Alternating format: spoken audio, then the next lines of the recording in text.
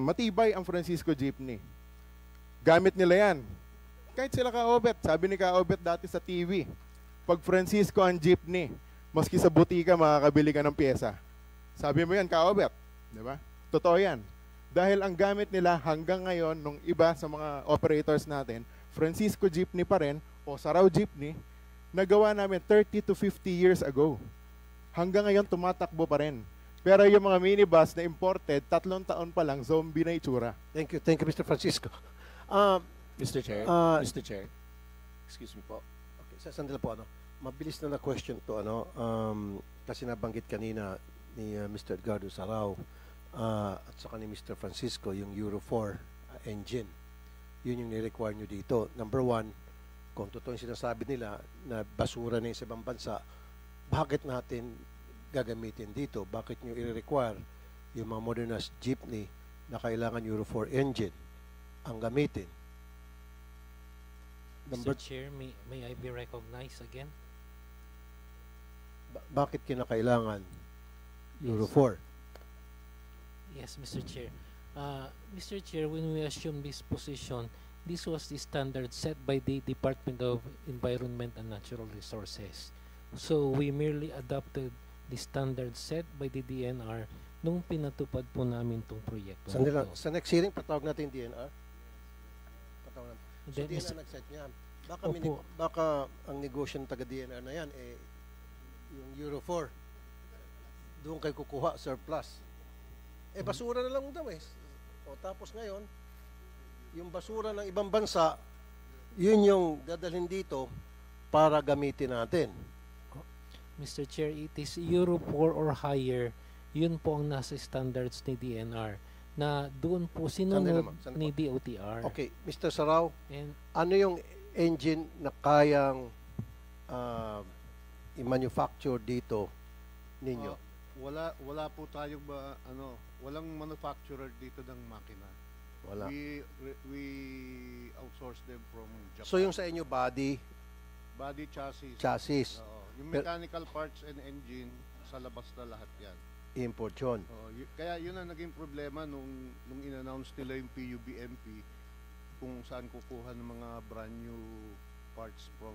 So kung para sa inyo, sa ngayon ano ba yung engine ng mga jeepney na tumatakbo sa ating mga kalsada? Yung mga surplus pero recondition. Parang bago na rin yon at pumapasa doon sa standards ng smoke emission nila. Then, isa pang in-introduce namin yung full electric. Medyo bago to sa mga tao natin, kaya hindi nila masyado munang ine-embrace. Pero, definitely, ang takbo ng transportation sa full electric lahat Pero right now, we have to settle on diesel engine na Euro 4 or higher yung rating. Ang sinasabi naman kasi ng ibang mga jeepney driver, pag electric, of course, maganda yan. Maganda sa environment. Kulang tayo sa wala tayong mga charging station. Yun, ang downside doon. Diba? Saka yung sa spare parts, medyo mahirap din.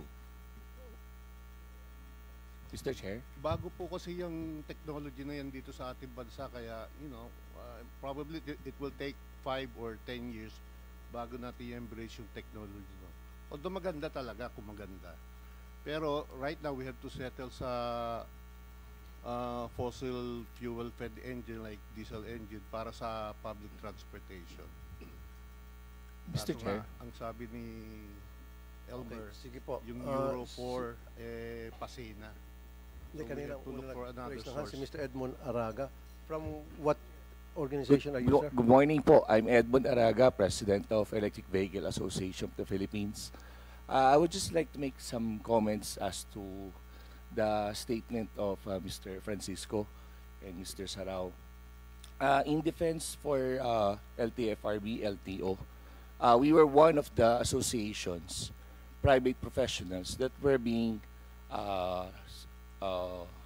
nag-confide po sa amin for the technical matters of the standards, and together with BPS, we are also part of the technical working group to support the PUB modernization program.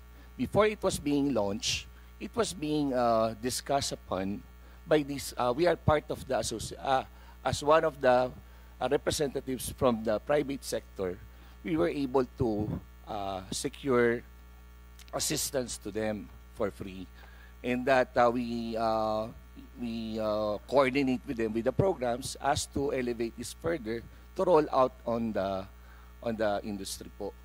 In that lahat po ng standards na yan, pinag-aralan po namin yan. Not only with the Electric Vehicle Association, together with the PPMA or Philippine Parts Makers Association of the Philippines, and with the other constituents that are related to the auto industry. So kami po ay tumulong sa kanila during that period para ma-roll out. And then we really support on that idea. Now on the part of the electric vehicle, as per se, it's been 2015, 2013 to be exact, when we were being accredited by LTO, BOI, as to supply the e-jeeps. In fact, one of our members is a pioneer status of producing electric jeep.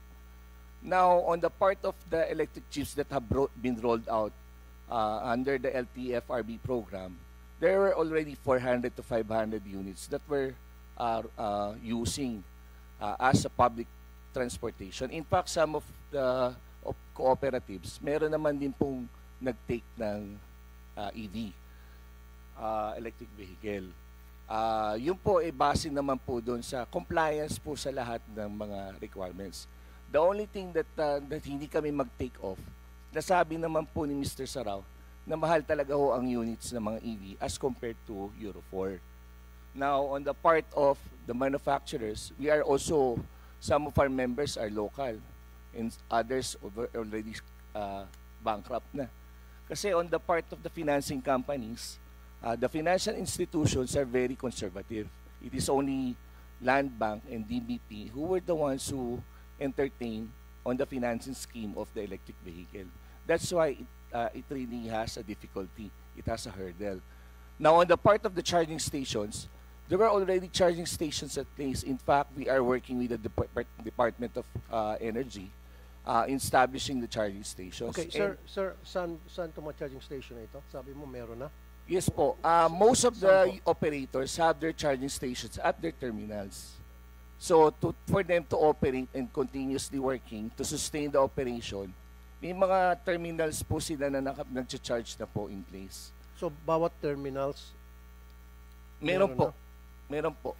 In that there have, as part of the cooperative or requirements po nila, may mga sariling garahe, doon po nila charge yung mga units po nila. In fact, yung iba po, hindi na charge, swapping station. So may mga nagsaswap po ng battery to continuously sustain the operation. Okay, thank you po. Thank you po. I'd like to recognize the presence of Governor Dong Padilla. Governor, meron ho kayong gustong sabihin? Sir. Good morning, Mr. Chair, at sa lahat po ng nandito. Kami po ay, especially sa local government, kami po ay buong-buo ang suporta, especially sa modernization program. Ang sa amin po, punto de vista ng local government, nakikita po namin sa merkado, especially sa kalsada ngayon natin, we may need to modernize at least 250,000 jeepneys. Ngayon po, kung ito po ay ibibigay sa lokal na manufacturers, katulad po ng Sarao and Francisco, na ito naman po mga local manufacturers na ito ay mahaba na ang karanasan sa pag-manufacture ng jeepneys. Ngayon po, kung sila po ay susuportahan ng atin pong pamahalaan, na ito pong 250,000 jeepneys ay ibigay sa lokal, sapagkat nakakalungkot naman pong tignan kung yung mass transport natin ay ibibigay pa natin sa imported. Dahil kung titingnan po natin, lahat po tayo siguro dito, 100% imported na sasakyan ang sinasakyan natin.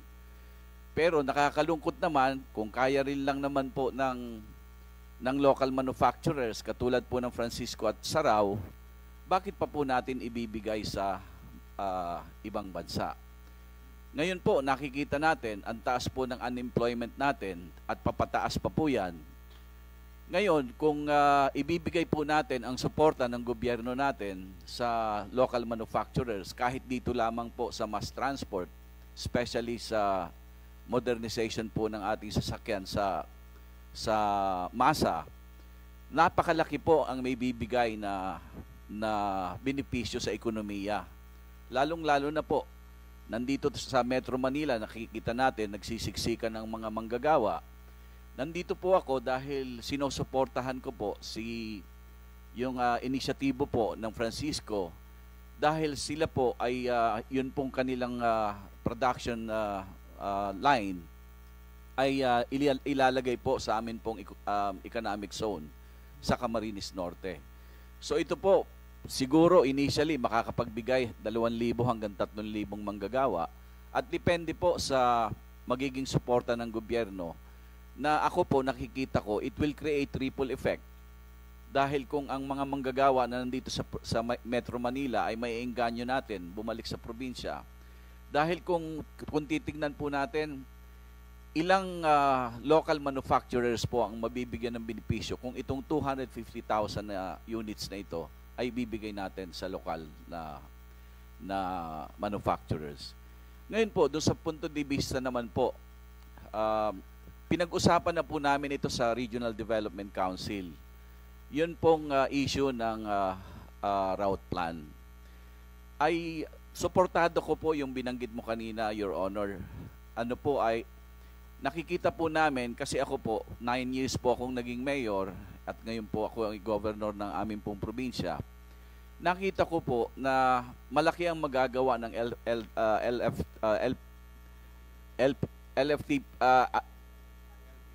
LPTRB na suportahan po ang LGUs, dahil hindi naman sa sinasabi kong incompetent o hindi kaya ng local government. Kaya lang, malaki po ang magagawa na kung magtutulungan po ang LGUs at ang LTFRB. Sa ngayon po, nabanggit po yung kooperatiba. Naintindihan ko po yung concern nila. Sapagkat kami po sa lokal na pamahalaan, ipinupush po namin o sinusulong po namin na ang lahat ng sektor, agrikultura man, o ito pong mga mangingisda at mga transport, ay bumuo ng kooperatiba. Hindi ko po masyadong maintindihan bakit ang ilan sa atin pong hanay ng mga tsuper ay ayaw pumasok sa kooperatiba. Sa akin po, para sa empowerment po ng maliliit na sektor, napaka-importante na sila po ay maorganisa. Sapagkat nakita po natin sa mga mauunlad na bansa, ang transport po talaga ay organisado, pinatatakbo ng isang kooperatiba. Kaya lang po, ang kinatatakot lang po nila, yung concern nyo po, Your Honor.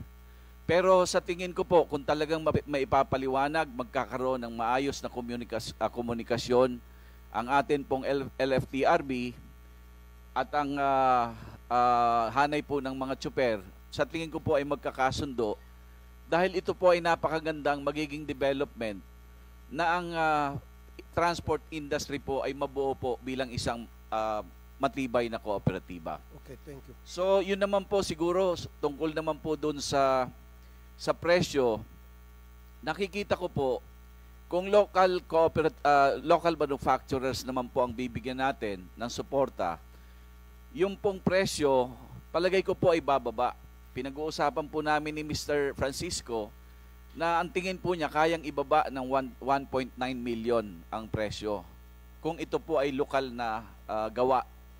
Pangalawa, kung medyo may issue po ng presyo, since ito po ay lokal na gagawin dito sa Pilipinas, pwede pong pag-usapan na pahabain ng warranty. Kasi kung lokal naman po ito, nakita naman po natin yung mga saraw, gawa at Francisco, 50 anyos na, tumatakbo pa sa kalsada. So, hindi na po question yung quality ng sasakyan. So, ang tingin ko po, kung pahahabain po ang warranty na binabanggit nga po ni Mr. Francisco na kaya niyang ibigay hanggang 15 years ang warranty. Ngayon po, doon naman po sa terms of payment, kasi kung titingnan nyo, masyado yatang mahal ang 2 milyon para sa isang ordinaryong operator. Bakit hindi natin tignan pahabain ang terms of payment? Kasi meron naman pong suporta. Sabi ko nga po, kung kayang pahabain from 7 years to 10 years or to 12 years, ang sabi naman po ni Mr. Francisco, may mga bangko nang nagko-commit sa kanya na pwede talagang pahabain po kung susuportahan naman ang warranty ng local manufacturers. Okay, thank So you. yun lang po, maraming salamat. Thank you, Governor. Mr. Chairman. Chair. Tama nga naman yung punto ni Governor Padilla. Siguro habaan, siguro sa bangko kakausapin natin from 7 years to 10 years, 12 years para yung monthly amortization bababa din. So may kikitaan pa rin yung jeepney driver. Meron siya may uwi sa kanyang pamilya, di ba? At the end of the month. Nakikita ko isa sa mga reason bakit hindi matuloy-tuloy din po itong programa, may mga tumututol. Hindi niyo po na i-disseminate yung information properly. Ito na nga po yung sabi kanina sa opening statement ko. Public Transport Information and Management Center, 319 million na pinondo from DOTR to LTFRB. Ito po yung na-flag down ng COA noong 2021. Ito nga sana yung gagamitin yung pondo para ikalat yung impormasyon sa lahat ng stakeholders. Route Rationalization Program. Binigyan kayo ng 45 million. Pero hindi rin po nagastos. See? So parang wala ho kayong intensyon sa LTFRB na ikalat itong mga impormasyon na mahalaga para maintindihan yung mga maapektuhang sektor. Parang ang interest nyo lang ata, tulad na nabanggit na kanina ni Mr. Elmer Francisco, kumonsulta sa mga taga-ibang bansa na wala namang kinalaman sa programa natin sa jeepney modernization. Kukonsultahin yung mga manufacturer ng boss, jeep yung pinag-uusapan. At imported pa. Parang nabastos pa po yung mga local manufacturers natin. At nasabi ko rin po kanina, nabanggit din po ni Governor Padilla, malaki pong may tulong to sa ating ekonomiya pag suportahan po natin yung local manufacturers natin. Huwag po natin ibigay sa ibang bansa. And that will generate big employment pag locally manufactured. Mr. Chair? Mr. Chair. Chair lang ako, no? Yes. With your Senator indulgence. Curious lang ako, no? Pwedeng si Mr. Francisco or Mr. Sarao sumagot. Kasi maganda nga, gusto natin buhayin yung supportahan yung local manufacturers para magkaroon ng employment. Ang problema kasi, Mr. Chair, mataas yung yung modern jeep 2.8. Halimbawa, economics of scale, halimbawa 30,000, 50,000 ang makakuha nyo. Gaano kababa nyo tingin maibibigay? Kasi pag konti na kasi siyempre, mas mahal yun, given yun. So, hanggang magkano kaya na yung abot kaya ng ating mga operators? Paano nyo maisasagad? Bawa, may 20,000, 30,000 ang units sa order sa inyo. Kahit sino po sa inyo pwede sumagot. Mr. Chairman, ako po muna pinauna ni Mr. Sarao. So, nabanggit po ni Governor Padilla yung presyo namin.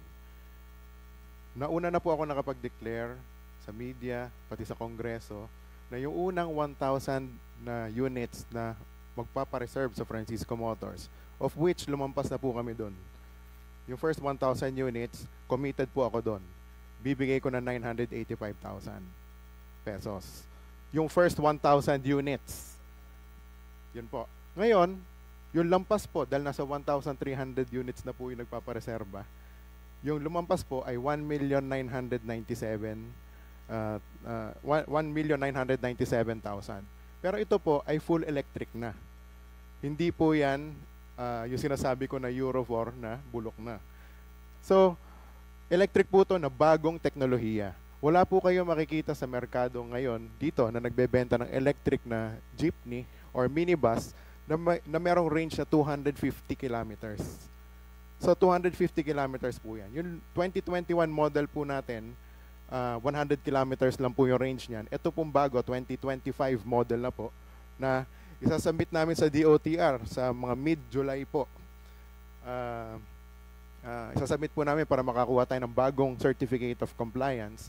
1,997,000 pero 250 kilometers na po yung range niyan on one full charge. Ang jeep naman po kasi hindi kailangan na sobrang layo dahil pabalik-balik lang po yan sa fixed na ruta.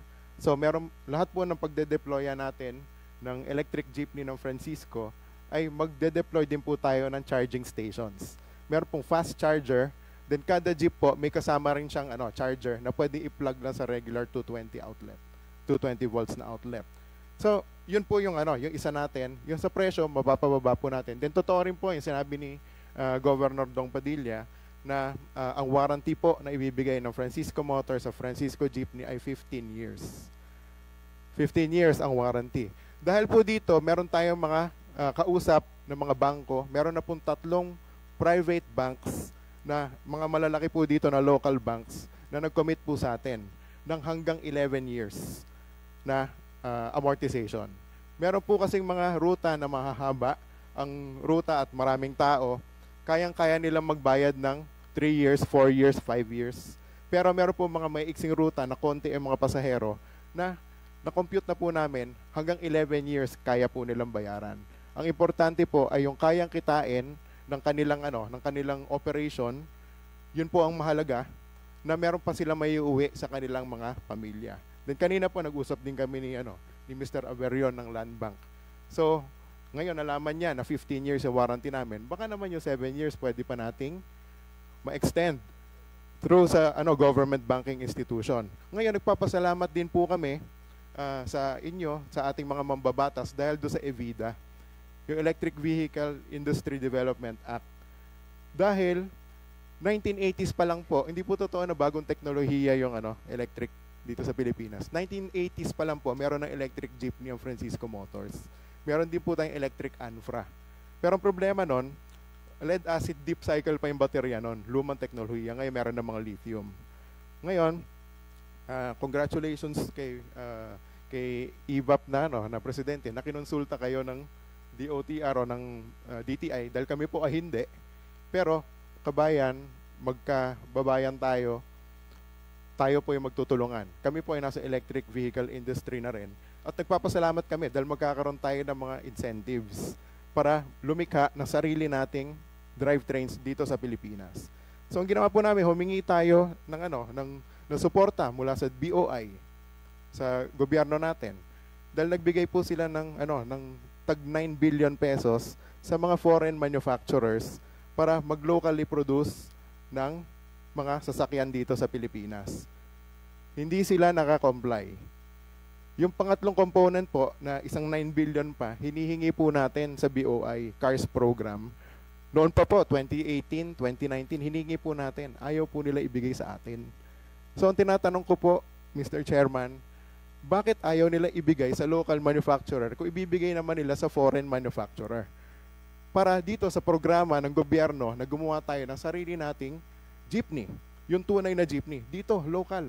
Kung naibigay nila yun sa atin, 2018, 2019 pa lang, nakagawa na tayo ng murang electric jeepney dito sa Pilipinas. Okay, thank you Mr. Francisco.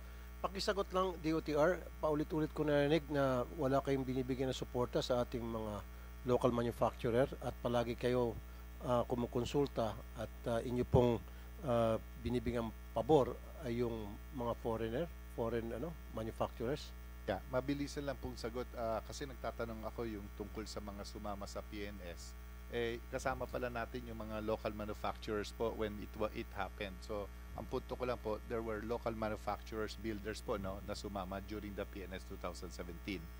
Next po, dito po sa DOTR kasi wala po kaming programa yung sinasabi nyo po na tutulong sa local manufacturers. Siguro po pwede nating imbitahan taga DTI po kasi meron po silang programa doon yung DTI that will help the local manufacturers. Baka po doon tayo pwedeng lumapit para yung programa nila ay maibigay natin dito sa local manufacturers. Kaya po. siguro next time DOTR, imbis na kumonsulta kayo sa mga foreign manufacturers, unahin nyo muna siguro konsultahin itong mga local manufacturers natin kasi they have more experience than the foreign manufacturers pagdating sa pagpapatakbo ng mga jeepney sa mga kalsada natin. So stop consulting with these people, especially from China. Local manufacturers natin, capable sila, 66 years, 77 years na sila, dekada na. Sana binibigyan natin silang respeto. So I don't want to hear from now on na kapag meron tayong mga programa tungkol sa mass transportation, ang una natin kinukonsulta ay yung mga taga-abroad. Kumonsulta tayo sa mga local manufacturers natin. Pag sinabi ng mga local manufacturers natin na hindi namin kaya yan, saka pala natin ipapasa o ikukonsulta sa labas ng bansa. Tama? Ganun po dapat. Yeah, I assure po, base sa sinabi nyo, yung when you say priority po, unang-una, hindi kami lumalapit sila po lumalapit sa amin. But base po sa usapan natin ngayon, Sino po lumalapit? yung foreigners, sila po yung nag-apply kasi ng Kaya nga, di wag nyo certificate. entertainin. Wag nyo entertain, as simple as that. Unahin nyo muna yung local. Apa. Di ba? At saka, base po sa sinabi ni Mr. Francisco, at saka sa... Hindi, kaya siguro ni-entertain yung foreign, kasi yung foreign, may dolyar na pang under the table siguro. With due respect po, I assure you sa aking pamumuno Well, po. not you, pero very clear naman talaga. Yes.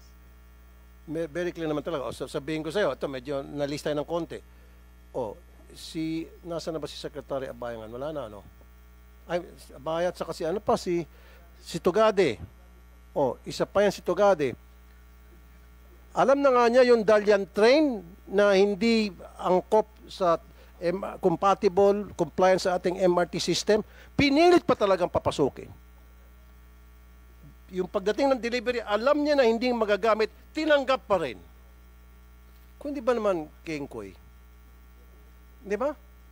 And now, meron tayong 3.7 billion na trend dyan ngayon nakatenga sa MRT station na hindi nagagamit. Dahil kasi puro foreigner ang gusto nyo eh. Ayan, China, Dalian, China. Ngayon dito sa jeepney modernization, China na naman.